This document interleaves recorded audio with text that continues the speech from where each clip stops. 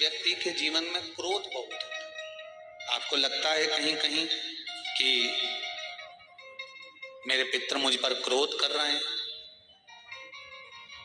आपको कभी कभी लगे कि मेरे ऊपर पितरों का पितृ दोष लगा हुआ है या पितरों का श्राप लगा हुआ है, या हमारे यहाँ पर लोग अधोगति में ज्यादा मर जाते हैं, हमारे यहाँ ये काम ज्यादा हो जाता है। तो निवेदन है, श्राद्ध पक्ष चल रहा है, प्रयास करिएगा।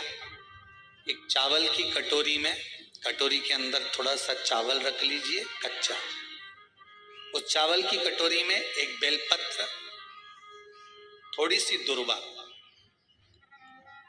बांधकर पानी का मटका, परिंदा या जहां अपना रसोई घर में जल रखते हो, उस कटोरी को वहां पर 2 दिन 3 दिन तक रख दो। वैसे तो 16 दिन रखो, ज्यादा अच्छा था, पर जो दिन अपने को मालूम है 2-3 दिन उसको रख दीजिए। घी का दिया लगाइए। 3 दिन के बाद में उस दुर्वा को, उस बेलपत्र को शिव बाबा को ले जाकर समर्पित कर दो। चावल पूरे घर में घुमाने के बाद चिड़िया को या नदी में या किसी जीव को प्रदान कर दो। महाराज, पितृदोष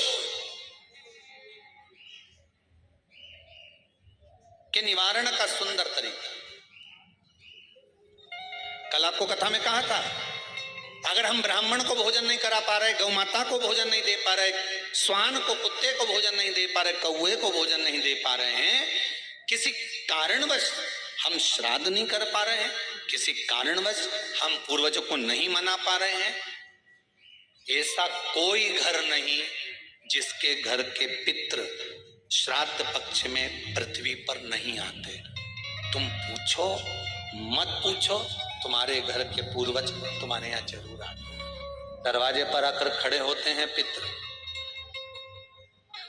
दरवाजे पर आकर हमारे घर के पितृ खड़े होते हैं, स्मरण करते हैं